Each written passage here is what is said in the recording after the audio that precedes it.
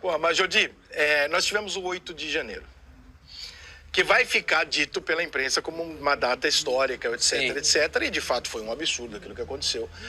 Eu acho tudo aquilo muito louco, porque 99% das pessoas repudiam. E aí você liga a televisão e parece que a imprensa está conversando com alguém imaginário. Porque vocês quem? Porque o pessoal... Mas quem? Você tá todo mundo contra? Com quem? De quem vocês estão batendo? Sim. Exatamente? É um grupinho ali de 3 mil pessoas. Querem generalizar. Que ninguém concordou. Eu não conheço nenhuma pessoa que tenha concordado com aquilo. Só que além de não concordar, tem um ponto pior que a gente não toca, que você é um cara ideal para tocar nisso. Aquilo foi uma tragédia para a direita. Foi Aquilo não foi bom para a direita. Se qualquer pessoa de direita, de liderança de direita, fosse consultada, falaria nem fudendo. Não faça isso nem fudendo, que é o sonho da vida do Lula. Vai começar o governo com isso. Como é que você viu aquilo? Você acha que há algum envolvimento por parte do Bolsonaro, das lideranças de direita? Óbvio que não. Como é que o presidente viu aquilo? Você teve contato com ele depois disso e tal? Não tive contato. Só com o time? E aí? Cara, aquilo ali foi realmente uma tragédia, um desastre total. Era um momento em que o governo Lula vinha cavando a própria sepultura, né? O iniciozinho, né, da sua cova. Você via vários escândalos do governo Lula, uma quantidade de escândalos, né? Ministro ligado à milícia, o outro ministro lá fazendo com orçamento secreto pista na fazenda dele, para a fazenda dele. Então, assim, eram muitos escândalos que estavam vindo e que, assim, estavam dando assim, um prato cheio para nós, da oposição. Eu já estou fazendo, né? Já protocolei requerimentos de convocações desses ministros e tudo mais. E, do nada, alguém tem a brilhante ideia. Óbvio, né? Assim, toda manifestação, e eu sempre falo isso, né? Eu sou favorável que haja manifestações, sim, claro, contra o Lula, contra o que eles vêm fazendo. Eu acho que as manifestações tinham que ter ocorrido até antes, manifestações quando teve a soltura do Lula. Aliás, quando teve a anulação do seu processo. A anulação de um processo total, um malabarismo. Condenei em 3 instantes, agora eu não vou nem julgar de novo, é meio... Exatamente. Porra, então, essas manifestações tinham que ter acontecido lá. E isso agora tem que fazer até um meia-culpa. Nós, até como políticos, tínhamos que ter falado pro pessoal, vamos às ruas. Vocês tinham muita convicção que o Bolsonaro seria reeleito, né? Eu tinha. Mas, como eu te falei, houve muita interferência, muito desequilíbrio, enfim, passou. Mas, assim, eu acho que as manifestações, elas devem acontecer.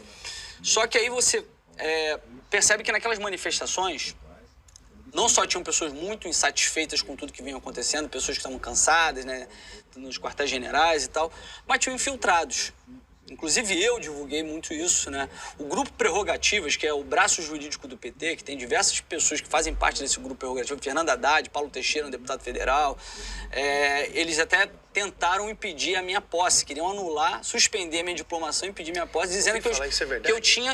sim, foi verdade. Pô, eu vou te contar como é que foi. Tentaram impedir a minha posse, a do Nicolas, a do André Fernandes e outros deputados. Eu li isso aí, eu li que o Alexandre de Moraes tinha pedido isso, depois ele falou que não. Depois eu vou fazer a cronologia para você entender. Dizendo que a gente tinha incitado esses atos. Em momento algum, incitei ato algum. Pelo contrário, eu fui nas redes, lamentei aquela tragédia, aquele infeliz acontecimento, não só para a democracia, mas para a direita. Aquilo ali foi péssimo, porque foi o prato cheio para o Lula. Sim. Porque, diante de todos os escândalos que eles estavam fazendo, aquilo ali foi uma cortina de fumaça que eles fizeram. E o Lula virou vítima. Ele virou vítima. Ele fez uma intervenção fake, porque a intervenção federal que ele editou foi com base num dispositivo lá que diz que para dar termo à grave crise da ordem pública, alguma coisa assim. E essa crise da ordem pública foi cessada no dia. No dia mesmo já acabou. Entendeu? Embora lá tivesse as coisas destruídas, tem que reparar. Acho que a reação popular no mesmo dia mostrou que aquilo era um ato isolado. Foi um ato isolado. E teve infiltrados. Não estou dizendo que tudo foi feito por infiltrados. Teve pessoas que foram insufladas pelos infiltrados. Claro. E assim, essas pessoas têm que ser punidas. Mas muita gente está sendo punida injustamente. Os campos de concentrações que fizeram lá, aquele campo de concentração que fizeram na ANP, na Academia Nacional de Polícia, em que, crianças, idosos, pessoas que estavam lá de forma pacífica, protestando e estão ali assinando nota de culpa. Tem nota de culpa dizendo que participou. Louco, né, cara? Porque tem a maior parte das pessoas ficou de fora, só se manifestando, né? Sim. E aí esse cara vai pro mesmo lugar que os outros e tal, eu fico imaginando... Eu falo, e respondendo por atos que... com a bandeira do Brasil, porque eu acredito, vamos supor. E aí, de repente, dá aquela merda. E eu fico ali fora falando, puta, que bosta. Na hora de prender, eu vou junto. Mas, caralho. Terrorista. Mas também não dá pra separar o joio do trigo. Mas se não dá pra separar, então você pega as imagens e vai individualmente atrás de cada um. Agora, prender os coisas, isso vai dar um monte de processo ainda. Sim, com certeza. A galera que sai de lá isso vai dar pano pra manga ainda. Aí tu vê, foi uma cortina de fumaça, foi uma questão em que eles criaram uma narrativa de que, olha, a direita é golpista, terrorista, contra a democracia, e sendo que foi um grupelho isolado.